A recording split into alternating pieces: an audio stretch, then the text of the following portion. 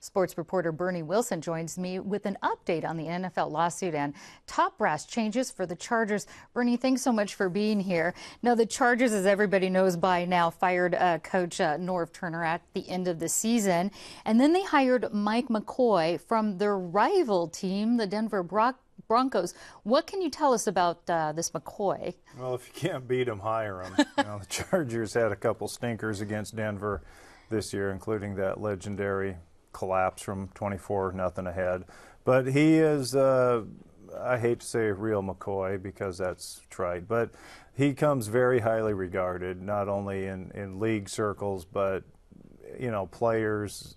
He's a former quarterback, played at Long Beach State, and then when they dropped the program, transferred to Utah, played in NFL Europe, bounced around a few NFL training camps. So he's been there. He worked his way up like they all do, and he's known for fitting his schemes to the personnel at hand. So he last year he was able to go from Kyle Orton to Tim Tebow. Mm-hmm. They won a playoff game, which is one more than the Chargers have won in 4 years. And then this year he was able to go from Tebow to Peyton Manning. Is that what you think the Chargers owner thought was the reason they hired him? Pretty much. That and the fact Dean Spanos keeps using the phrase culture change. They needed a culture change not only at head coach, but at general manager and basic business philosophy. They have to win back the fan base. They lost a significant portion, as you saw by all the blackouts, the thousands of empty seats.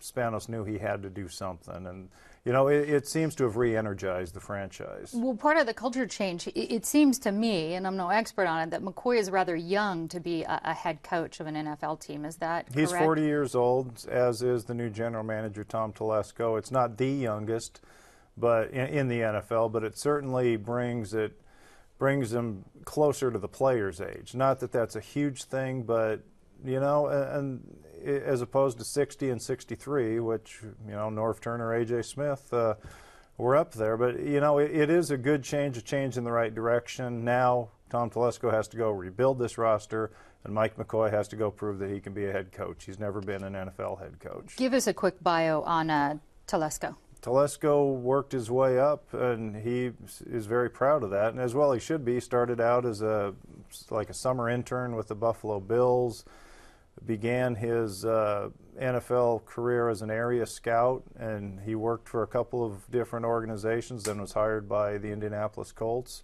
Basically, the proverbial mailroom on up. He progressed up the career until he was number 2 in command. And paid his dues. Let's talk about the announcement about Junior Seau's brain disorder and it being linked to the, repeated head trauma. Right. It kind of brought attention to a lawsuit against the NFL by some ex-NFL football players over safety concerns. What's the NFL's response been to this lawsuit? To throw a lot of money into research. Now, the lawsuit obviously is going to have to take its course through the courts, and who knows what's going to happen there. But there are a lot of former players who've sued the league, so they probably will eventually have strength in numbers. But remember, the NFL is a $9 to $10 billion a year business, and they've thrown a lot of money into research.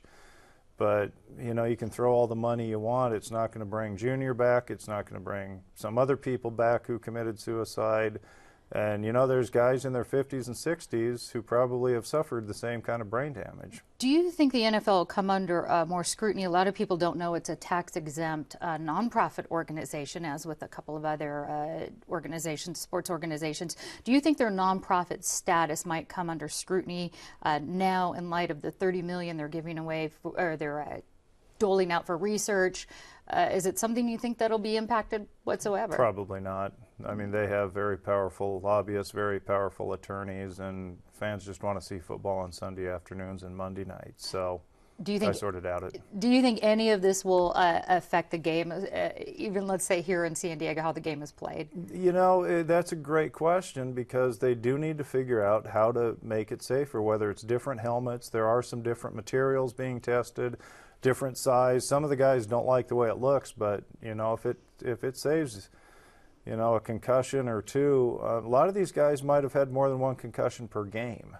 There's talk about eliminating the kickoff. That probably will not fly, because that's probably the most exciting play in a football game, and it happens more than once. So, Exactly. you know, fans, they're going to want to see that. But they do need to come up with safer helmets. And, you know, maybe guys need to get back to learning how to tackle the right way instead of just launching themselves. And, yeah, you know, it's good now that they do have severe penalties and fines for hitting with the helmet. All right. We are out of time. So, Bernie Wilson, thanks so much for talking with us. Anytime.